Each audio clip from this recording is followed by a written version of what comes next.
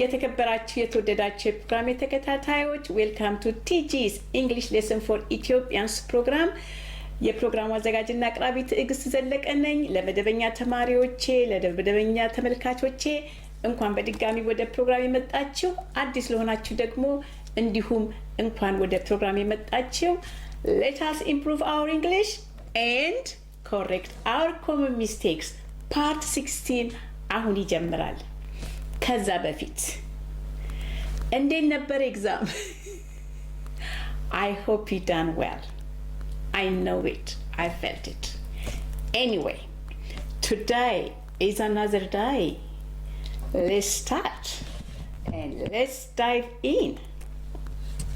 እንግዲህ ደግሞ ዛሬ ይዤላችሁ የቀረብኩት ሳስበው በጣም አስፈላጊ የሆነ ነገርና እኛ እንኳን ባንጠቀምበት ሌላ እንግሊዘኛ ተናጋሪዎች ሰዎች ሲጠቀሙበት የሚያደነጋግረንን በጣም ግልጽ ቀላል የሆነ ነገርና ግን ባለማስተዋልና ወይም ባለመገንዘብ ስንነጋገር ኮንፊውዥን የሚፈጥርብንን መርጬ አምጥቼላችኋለሁ። እሱም ደግሞ እንዴት ነው ቀኖችን የምንነጋገረው?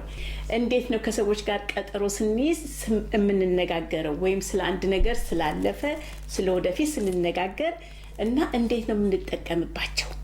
እንግዲህ እኔ እንዳልኳችሁ የኔ ፕሮግራም ጥርት ጽድት አድርጎ ነው እንግሊዘኛችሁን እንድታሻሽሉ ማስተምራችሁ እና ያው እንግዲህ ይሄኛው በጣም ቀላልና ግልጽ ይሆናል ግን ገና ግልጽ ነው ቀላል ነው ያ they know it ብሎ ዝም ብሎ ከመሃል ጥልቅ ከማለት ከመጀመሪያ ጸዳ ጠራ አድርገን ስንማር መሰረት ያለው ቤዚክ እውቀት እንጨብጣለን ማለት ነው። that's it። እንግዲህ ዛሬ ከቀኖች እንጀምራለን። today ዛሬ ይሄ ሁላችሁም በሙሉ ታቆታላችሁ እንዴ ምን ነካት እንዳልጀ don't go away። ሞርኒንግ ጠዋት፣ አፍተርኑን ከሰዓት፣ ኢቭኒንግ ምሽት ላይ፣ ናይት ሌሊት ይሆናል ማለት ነው በእንግሊዘኛ። ከዛ በተረፈ ደግሞ ምን እንዳለ ዶን እና ዳስክ አለ። ዶን ማለት ሲነበብ DOWN ነው። ምንድነው በእኛ አነጋገር ንጋት ላይ ወጋገን ላይ ማለት ነው። ገና ፀሐይዋ እየወጣች ሰማዩ ገና ሞቅ ማለትና እንደ ኦሬንጅ ሆኖ ገና ሙሉ በሙሉ ሳትወጣ ንጋት ላይ የምንለው በእንግሊዘኛ ዶን ይባላል። ዳስክ ደግሞ ከምሽት ጭልም ብሎ ሳይጨልም ምሽት ኢን ዘ ኢቭኒንግ ነው። ናይት ደግሞ አት ናይት ደግሞ ሌሊት ነው። በኢቭኒንግ እና በናይት መካከል ያለ ሳይሆን በአፍተርኑን እና በኢቭኒንግ መካከል ያለ ነው ማለት ገና ፀሐይዋ እየወጣ እየጠለቀች ሰንሴት ላይ ከሰንሴት እያለፈ ወደ መጨለም ወደ መምሸት እያለ ሲሄድ እሱ ምን ይባላል? ዳስክ ይባላል ማለት ነው በእንግሊዘኛ። ምክንያቱም ይሄ እናንተ እንኳን ባትናገሩት እንዳልኳችሁ ሌሎች ሰዎች ኢን ዳስክ ሲሉ በዛን ሰዓት ምን ለማለት እንደፈለጉ ይገባቸዋል። That's why you are just spend your time to see me and to learn, isn't it? ይሄን ካልን በኋላ ደግሞ በቱዴይ ውስጥ ደግሞ ምን አለ? in the morning, in the afternoon, in the evening and tonight ወይም at night አለ። in the morning or this morning እንላለን። in the morning ጠዋት ላይ ወይም this morning ዛሬ ጠዋት ላይ ማለት ነው። today ላይ ሆነን ማለት ነው። in the afternoon or this afternoon, in the evening, in this evening እንላለን። at night ደግሞ in the at night አይባልም። just at night ማለት ሌሊት ላይ ማለት ነው። tonight ስንል ደግሞ ዛሬ ሌሊት ማለት ነው። in this morning at night tonight ማለት ነው። እና tonight ላይ ትንሽ ለውጥ ይላል። at night ኖርማል at night ነው የመቼውም at night። tonight ግን ዛሬ ሌሊት ስለ ዛሬ ስናወራ ነው ማለት ነው። ከዛ ደግሞ tomorrow ደግሞ tomorrow in the morning ነገ ጠዋት፣ tomorrow in the afternoon ነገ ከሰዓት፣ tomorrow in the evening ነገ ማምሻው ላይ ነገ ምሽት ላይ፣ tomorrow night ስንል in the አንጨምርም just normal tomorrow night ጨረስን። ከዛ ደግሞ እንግዲህ today ናልን tomorrow ናልን። አሁን ደግሞ ማን ይቀራል? ከነጎዲያ ከነጎዲያ እንዴት ነው በእንግሊዘኛ የምንናገረው? ከነጎዲያ በእንግሊዘኛ the day after tomorrow ነው። ለምሳሌ ሰኞ ላይ ሆነን ስለ ሮብ ስናወራ ማለት ሰኞ ማክሰኞ በመሃል አለ፣ ሮብ ላይ ስናወራ ማለት በሶስተኛው ቀን ምን እንላለን? the day after tomorrow።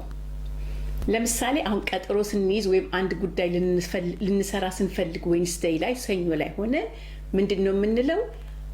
I will come Wednesday or I will come the day after tomorrow, which is the same. I will come tomorrow, I will come day after tomorrow ካላችሁ በኋላ ከዛ በኋላ ስለሚያደነጋግር ለቆጠራውም ስለሚቸግር I will come Thursday, I will come Friday, I will come on the weekend ትላላችሁ ማለት ነው, which is Saturday and Sunday። እንደገና ደግሞ ሰኞ ላይ ሆነን ከሁለት ቀን ከሶስት ቀን ከአራት ቀን በኋላ አንድ ቦታ ምን ሄድ ከሆነ ምንድነው የምለው? I will come 2 days after tomorrow, I will come 3 days after tomorrow, I will come 4 days after tomorrow።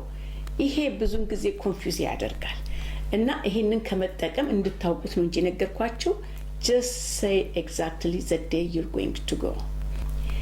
አንዳንድ ጊዜ እዚህ ላይ የሚያደነጋግረው ምንድነው? ሮብ እመጣለሁ ስንል ወይም አንዳንድ ሰው I will come Wednesday ሲላችሁ አስዩም የምታደርጉት የምትገምቱት ዛሬ ሰኞ ነው ሮብ ላይ ይመጣል ማለት ነው። እና ወይም አንዳንድ ጊዜ I will come this Wednesday, I will come this Friday, I will come this Thursday ብሎ ሲናገር ደግሞ ሞር ግልጽ ይሆናል ማለት ነው። ሰዎችም እንደዚህ ብሎ ለምሳሌ ቀጠሮ ለአንዳንድ ቦታ ስትሄዱ you can come back Wednesday, you can come back Thursday, or you can come back Friday ብሎ ሲሏችሁ ያን ምንድን ነው የምትሉት? okay, which Thursday? this Thursday, this Friday, or this Saturday ብላችሁ ክሊር አውት አድርጉ እንጂ ዝም ብላችሁ የትኛው ነው ያለን ብላችሁ አትሄዱ። ይሄ ደግሞ ምንድነው ማወቅን ይጠይቃል ማለት ነው። ይሄንን ካልን በኋላ አሁን ደግሞ ዊኬንድ ደግሞ I will come this weekend, I will come next weekend, I will come the following weekend። ያሁኑ ዊኬንድ እመጣለሁ፣ የሚቀጥለው ዊኬንድ እመጣለሁ፣ ያሁኑ ዊኬንድ አልፎ የሚቀጥለው ዊኬንድ እመጣለሁ ስንል እዚህ ላይ ደግሞ በጣም መጠንቀቅ አለብን። ኦኬ እኛ አንበለው ስለሚያደነጋግረን፣ ግን ሰዎች ሲያነጋግሩን እንደዛ ሲሉን we have to clear out what exactly says. I will come this weekend መንዴ ላይ ሆነ አንድ ሰው I will come this weekend ካለ በቀጥታ ሳተርዴይ ኦር ሰንዴይ ይመጣል ማለት ከፈለገ መጠየቅ ከፈለገ ኦኬ ዊኬንድ ሳተርዴይ እና ሰንዴይ ነው፣ ከመንዴ ፍራይዴይ ደግሞ ዊክዴይስ ነው። ስለዚህ ዊኬንድ ላይ ሳተርዴይ እና ሰንዴይ ስላለ you coming this weekend? yes, you coming Saturday or Sunday ብለን እናጣራለን። ከዛ ሰዓቱንም እንደዛ ብለን እንቀጥላለን። ግን I will come next weekend ሲለን አንድ ሰው መንዴይ ላይ ሆኖ we have to figure out, we have to ask them which weekend they are talking about, because these things makes confusing. Some people they use next, the coming one. Some people they use next, not this one and the following one. በአማርኛ ችን ደግሞ ይሄ ነገር በጣም በእንግሊዘኛ ሰምተን በአማርኛ ከተረጎምነው ኮንፊውዝ ስለሚያደርገን ይሄን ነገር we have to ask them exactly which day they are coming, which weekend they are coming. ለምሳሌ ሰኞ ላይ ሆኜ next week እመጣለሁ፣ ሰኞ ላይ ሆኜ የሚቀጥለው ቅዳሜና እሁድ እመጣለሁ ብዬ ስል ወይም የሚቀጥለው ዊኬንድ እመጣለሁ ስል አንዳንድ ጊዜ በአማርኛ የሚቀጥለው ይሄኛው ሳይሆን ያኛው ይመስላል። በእንግሊዘኛ ተናጋሪዎችም ኔክስት ሲሉ it's not really clear. We have to clear out these things. እና በአማርኛ ልመልሳችሁና የሚቀጥለው ቅዳሜና እሁድ እመጣለሁ ሲል አንድ ሰው የትኛው እንደሆነ ክሊር አውት ማድረግ አለብን። አሁን የፊታችን ዊኬንድ እመጣለሁ፣ የፊታችን ቅዳሜ፣ የፊታችን እሁድ እመጣለሁ ግልጽ ነው። በእንግሊዘኛው ልመልሰላችሁና ደግሞ አንድ ሰው I will come next weekend ሲላቸው do you mean this coming weekend? ኢዚ። አሁን ኮንፊውዥን ነፃ ሆነን ማለት ነው። coming this weekend, coming weekend, this weekend ሲባል እርግጠኛ ሰኞ ላይ ወይ ማክሰኞ ላይ ሆነን ስለሚመጣው ስለፊታችን ቅዳሜና እሁድ ነው የሚወራው ማለት ነው። ኔክስት ግን ኮንፊውዥን ስለሚፈጥር ስለሚያደነጋግር please every time when someone say next you have to make sure what they mean. ያቱም የዶክተር ቀጠሮ ይሆናል ወይም አንድ ቢሮ የምትሄዱበት ነገር ይሆናል ወይ አንድ ዝግጅት ላይ የምትሄዱበት የምትገኙበት ጥሪ የተደረገላችሁ ይሆናል። ሰዎች ካዥዋሊ እንዲህ ሲሏችሁ oh what are you doing next week? I am going to have a party, would you come? ብለው ሲሏችሁ which weekend you are talking about? This weekend or the next weekend or the following weekend? ብላችሁ ጥርት አድርጉ እና በተረፈ next weekend እንዳልኳችሁ ነው።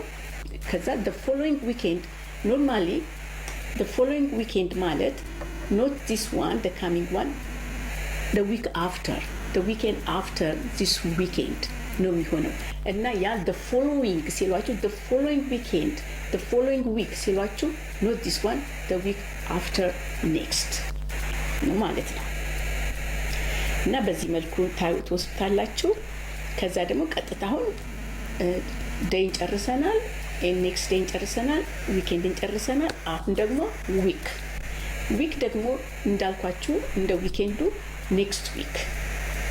ለምሳሌ ሰኞ ላይ ሆነን አንድ ሰው ኔክስት ዊክ ሲልን በቀጥታ የሚቀጥለው ሳምንት ነው፣ ምንም አያደነጋግረን።